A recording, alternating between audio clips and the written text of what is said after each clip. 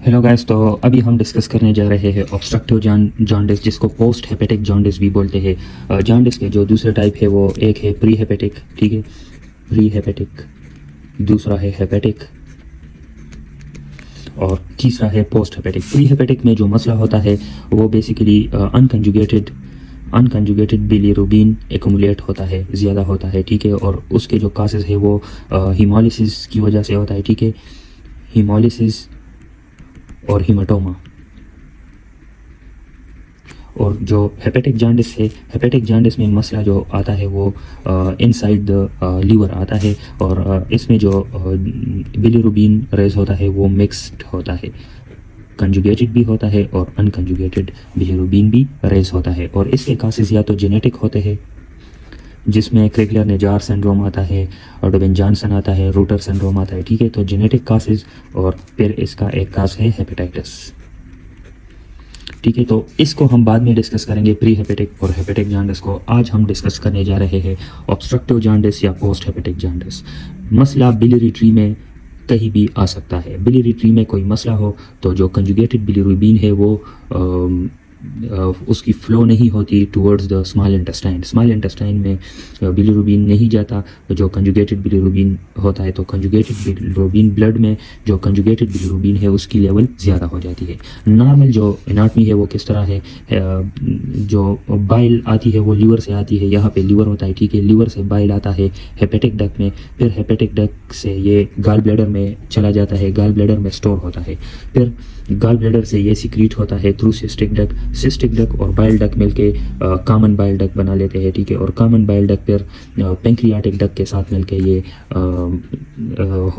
खोलता है, ओपन होता है into the duodenum, which is the first part of small intestine, ठीक है। तो ये नॉर्मल एनाटमी है। अब हम डिस्कस करेंगे गाल स्टोन में क्या होता है। गाल स्टोन बनते हैं गाल ब्लैडर में। गाल स्टोन जब आते हैं सीबीडी में, मतलब कॉमन बाइल डक्ट में, तो उसको हम कोलिडोकोलेथाइसिस बोलते हैं।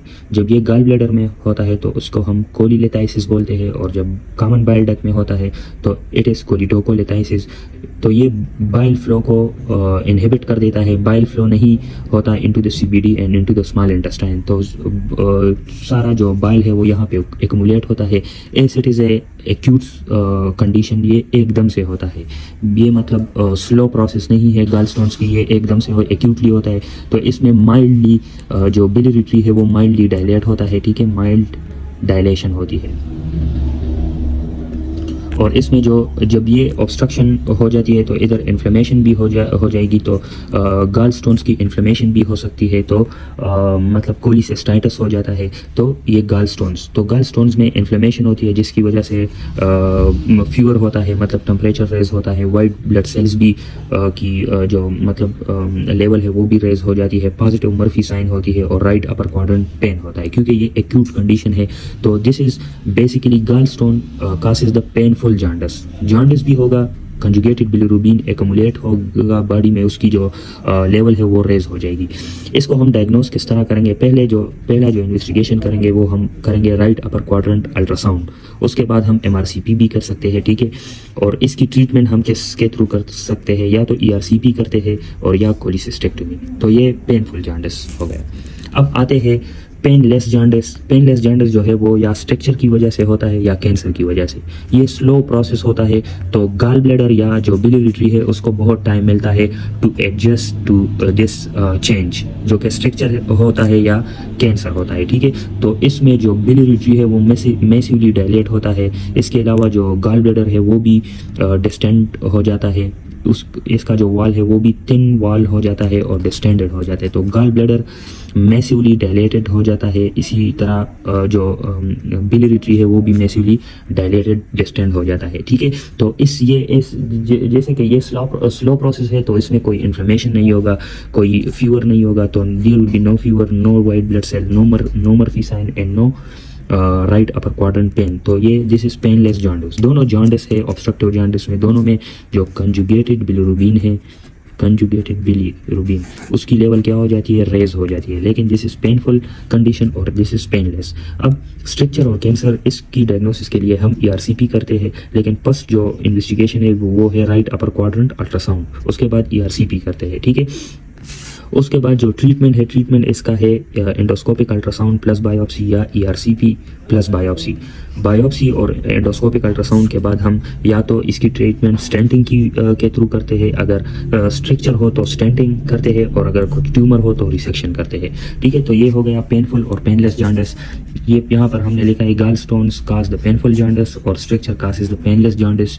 और स्ट्रक्चर में जो बिलियरी ट्री होगा वो मैसिवली डायलेट होगा, ठीक है, और थिन डिस्टेंडेड गॉल ब्लैडर होगा। जबकि जो पेनफुल जॉन्डिस है उसमें माइल्ड डायलेटेशन होगी और इसकी भी माइल्ड डिस्टेंशन होगी विद कोलिसिस्टाइटिस। ठीक है, तो ये हो गया। अब हम डिस्कस करते हैं पेनलेस जॉन्डिस को, जो स्ट्रक्चर और ट्यूमर की वजह से होगा। ऑब्स्ट्रक्टिव जॉन्डिस का एक पेशेंट हमारे पास आ गया जिसको क्या सिम्टम्स है, पेनलेस जॉन्डिस है, उसको वेट लॉस की हिस्ट्री दे रहा है, क्ले कलर्ड स्टूल है, क्योंकि स्टूल का जो कलर है वो बेसिकली बिलिरुबिन की वजह से होगा। अब बिलिरुबिन नहीं आ रहा है, इसकी फ्लो नहीं हो रही ड्यू टू सम ऑब्स्ट्रक्शन, तो there will be clay coloured stool और distended gall bladder which is painless. ठीक है, तो जब ये तीनों या इसमें से एक भी हो तो this will be obstructive jaundice.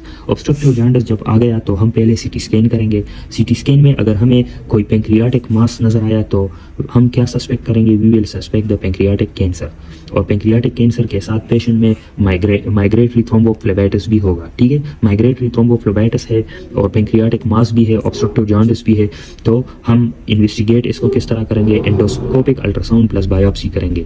जब ये डायग्नोस हो जाएगा पेंक्रियाटिक कैंसर तो हम इसको ट्रीट किस तरह करेंगे, we will treat through Whipple surgery. ठीक है, वेपल जो प्रोसीजर है इसमें हम जो CVD है, कॉमन बाइल डक्ट है, उसको रिमूव करते हैं, पेंक्रियास को करते हैं और ड्यूडिनम के कुछ पार्ट को करते हैं और लीवर को भी, लीवर के कुछ हिस्सों को भी हम रिसेक्ट करते हैं वेपल सर्जरी में। ठीक है, अब CT स्कैन में पेंक्रियाटिक मास नज़र नहीं आया, बिलियरी ट्री में कुछ मास है, तो वी विल सस्पेक्ट द कोलिंजियोकार्सिनोमा। कोलिंजियोकार्सिनोमा की एक कास होती है प्राइमरी स्क्लेरोजिंग कोलेंजाइटिस, तो हम इसको भी देखेंगे पेशेंट में। इसको हम फिर डायग्नोस किस तरह करेंगे, diagnosis is through ERCP plus biopsy. ERCP plus biopsy के थ्रू हम इसको डायग्नोस करेंगे and we will treat it through resection of the tumour. Biliary tumour जो है हम उसको रिसेक्ट करेंगे।